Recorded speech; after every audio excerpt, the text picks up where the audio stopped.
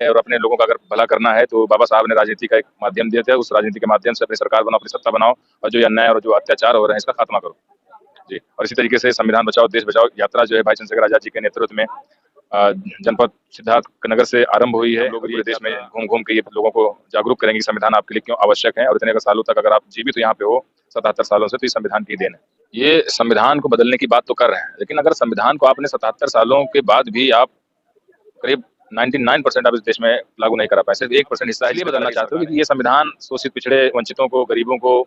जो मजदूर कौम है, जो कमेरा कौम है, उनको एक हक और अधिकार देता है, उनको वोट का अधिकार देता है, उनको जीने का अधिकार देता है उनको। तो सरकार अगर कोई ये वन नेशन वन इलेक्शन अगर ला रही है तो उससे पहले परिस्थितियों का आकलन करना चाहिए। हर वोट देते हुए आए, जिन दलों को मजबूत करते आए, जिन दलों के लोगों को मुख्यमंत्री और मंत्री बनाते आए, वो दल उनके लिए सड़क पर संघर्ष क्यों नहीं कर रहे हैं? तो नमस्कार, मैं धीन कुमार, आप देख रहे हैं द बुद्धिस्ट टाइम्स टीवी। इस वक्त मैं जनपद सीतापुर में मौजूद हूँ। आज आजाद समाज पार्टी का एक दिवसीय सम्मेलन रखा गया है। मेरे बीच इस समय कार्यक्रम में आए हुए मुख्य अतिथि बतौर डॉक्टर मोहम्मद आकिब साहब हैं, जो प्रदेश महासचिव आजाद समाज पार्टी कांसीराम आए हुए हैं। आइए हम जानेंगे कि आजाद समाज पार्टी का जो आज का जो कार्यकर्ता सम्मेलन रखा गया है उसका उद्देश्य क्या है। सबसे पहले स्वागत है the Buddhist times TV channel पर। बहुत बहुत धन्यवाद आप सबका, मीडिया बंधु यहाँ पे आए और यहाँ पे आप लोग विचार करें। देखिए, इस मीटिंग का उद्देश्य यही है कि जिस तरह इस देश में शोषित वंचित समाज के साथ ये यहाँ की जो सरकारें हैं जिस तरह से अन्याय अत्याचार कर रही हैं, जिस तरह से संविधान बदलने की बातें हो रही हैं, जिस तरह हमारे गरीब पिछड़े लोगों के खिलाफ काम चल रहा है, उसको जगाने के लिए यहाँ पे एक मीटिंग का आयोजन किया गया और इस मीटिंग के माध्यम से सबको अवगत कराया गया, सबको बताया गया, अपने बूथ सेक्टर कमेटियों के लोगों को बताया गया कि अपने देश में अगर हम लोगों को आगे मजबूत होना है और अपने लोगों का अगर भला करना है तो बाबा साहब ने राजनीति का एक माध्यम दिया था। उस राजनीति के माध्यम से अपनी सरकार बनाओ, अपनी सत्ता बनाओ और जो ये अन्याय और जो अत्याचार हो रहे हैं इसका खात्मा करो जी। और इसी तरीके से संविधान बचाओ देश बचाओ यात्रा जो है भाई चंद्रशेखर आजाद जी के नेतृत्व में जनपद सिद्धार्थ नगर से आरंभ हुई है और ये यात्रा पूरे साल चलती रहेगी जब तक ये हमारे जो ये विपरीत जो विचारधारा के लोग हैं, जो सरकार में इस समय हैं, जो ये चाहते हैं कि इस देश में शोषित वंचितों का भला ना हो, उनके लिए काम ना हो, तो हम उनको ये बता देना चाहते हैं कि हम लोग भी पूरे देश में घूम घूम के ये लोगों को जागरूक करेंगे कि संविधान आपके लिए क्यों आवश्यक है और इतने अगर सालों तक अगर आप जीवित तो यहाँ पे हो 77 सालों से, तो इस संविधान की देन है। बिल्कुल, जैसा कि वर्तमान में गवर्नमेंट में और राज्य में, केंद्र और राज्य में दोनों जगह भाजपा सरकार कायम है। एक और जो है आरएसएस संघ की तरफ से और भाजपा की तरफ से काफी सालों से ये भारतीय संविधान को लेकर के बयानबाजी आते रहते हैं कि डॉक्टर बाबा साहब अम्बेडकर के द्वारा जो रचित भारत का संविधान है उसको ये लोग षड्यंत्र पूर्वक इसको खत्म करने की कोशिश कर रहे हैं। आजाद समाज पार्टी इस पर क्या कर रही है? देखिए, ये संविधान को बदलने की बात तो कर रहे हैं, लेकिन अगर संविधान को आपने 77 सालों के बाद भी आप करीब 99% आप इस देश में लागू नहीं करा पाए, सिर्फ 1% हिस्सा है जिसके कारण ये सरकारें हैं, ये लोग जो कुर्सी पे बैठे हैं और बाकी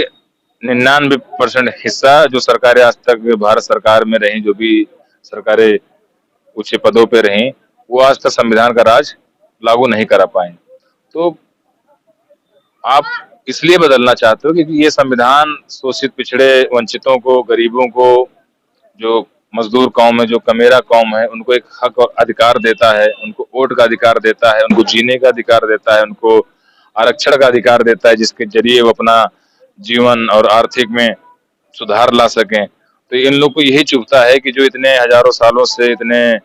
सालों से ये हमारे लिए दास्ता का काम करते आए, हमारे लिए चौकी झाड़ू पोछा ये सब चीजें करते हैं, हमारे खेतों में काम करते आए हैं, कहीं ये वर्ग भाई चंद्रशेखर आजाद जी के नेतृत्व में जाग ना जाए, तो इसलिए इस संविधान की शक्तियां इतनी खत्म कर दो, ये लोग फिर से उसी दास्ता के जीवन में चले जाए। तो हम लोग ये दास्ता के जीवन, हम लोग बाबा साहब और माननीय काशीराम साहब के बच्चे हैं, तो हम लोग इस संविधान को पूरी अपनी कोशिश करेंगे कि इस संविधान के ऊपर एक आंच भी ना आए, एक तिनका दाग भी ना है। और ये जो सरकारें आज सत्ता में हमारे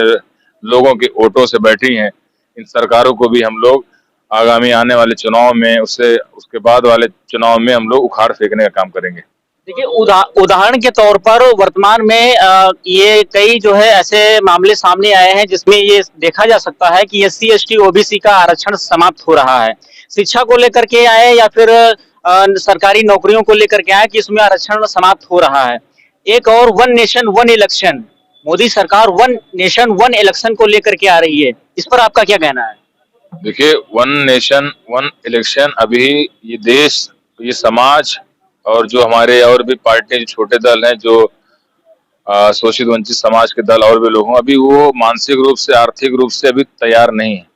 तो सरकार अगर कोई ये वन नेशन वन इलेक्शन अगर ला रही है तो उससे पहले परिस्थितियों का आकलन करना चाहिए। हर क्षेत्र में, हर प्रदेश में, हर राज्य में उनको अपनी एक कमेटी बैठानी चाहिए जिससे आकलन कर सके कि इसका लाभ क्या होगा, इसका नुकसान क्या होगा। नुकसान ये होगा कि जितनी क्षेत्रीय पार्टियां हैं, जो अभी दल उभर रहे हैं, जो दल अभी अपना नया संगठन वजूद बना रहे हैं, उनके ऊपर एक तरह का एक अत्याचार होगा, एक शोषण होगा। तो जैसे कि संविधान में सबको समानता, समता और समान अवसर देने की बात करता है, तो उसी संविधान को ध्यान में रखते हुए यहाँ की सरकार को चाहिए कि यहाँ पे किसी को भी जो है अलग ना समझें और सबको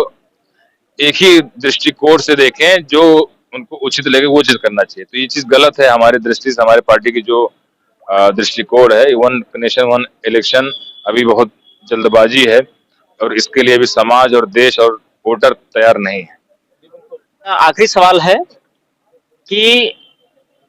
उत्तर प्रदेश व केंद्र सरकार ने ठीक इसी ये जो सदन चल रहा है, वर्तमान में जो सदन चल रहा है, ये एक्ट उसमें पास होने वाले हैं, ऐसी पूरी खबर आ रही है। क्या लगता है कि इंडिया का जो गठबंधन हुआ है,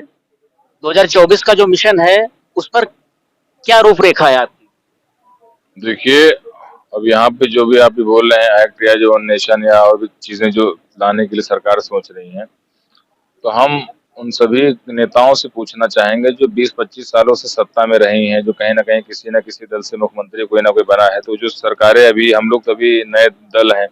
हम लोग अपनी मेहनत से इन 2 सालों में 3 सालों में हम लोगों ने तब भी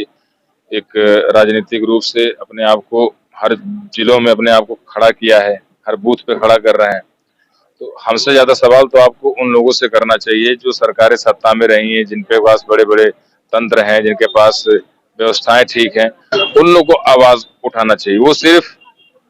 दलित हितैषी, मुसलमान हितैषी, पिछड़ा हितैषी दिखावा तो करती हैं, लेकिन क्या आपको लगता है कभी उन्होंने सड़क पे आके संघर्ष किया है इन वर्गों के लिए? तो हमारे लोगों को भी ये समझना चाहिए, हमारे शोषित वंचित समाज, पिछड़े समाज के लोगों को भी समझना चाहिए कि जिन दलों को वोट देते हुए आए, जिन दलों को मजबूत करते आए, जिन दलों के लोगों को मुख्यमंत्री और मंत्री बनाते आए, वो दल उनके लिए सड़क पर संघर्ष क्यों नहीं कर रहे हैं? तो उनको आकलन करना चाहिए। और अगर कोई संघर्ष कर रहा है तो वो है सिर्फ और सिर्फ है भाई चंद्रशेखर आजाद जी हैं, जो शोषित वंचित समाज के लिए सड़कों पर संघर्ष कर रहे हैं। तो हमारे लोगों को ऐसा नेता चुनना चाहिए कि जिसके नेतृत्व में इस सरकार को सबक सिखाया जा सके। तो मैं आपके चैनल के माध्यम से अपने शोषित वंचित समाज, पिछड़े समाज को जागरूक करना चाहूंगा, उनको अवगत कराना चाहूंगा कि आप लोग अपने अधिकारों को जानें और अपने वोट का, अपने सपोर्ट का प्रयोग एक ऐसी जगह पे करें जो आपके लिए खड़ा हो। बहुत बहुत धन्यवाद। मेरे साथ में आजाद समाज पार्टी के प्रदेश महासचिव डॉक्टर मोहम्मद अकीब साहब थे, जिन्होंने विस्तार पूर्वक द बुद्धिस्ट टाइम्स टीवी के साथ में बातचीत की और बहुजन समाज को लेकर के उन्होंने काफी कुछ कहा और जागरूक करने की बात कही। देखते रहिए द बुद्धिस्ट टाइम्स टीवी। बहुत बहुत धन्यवाद।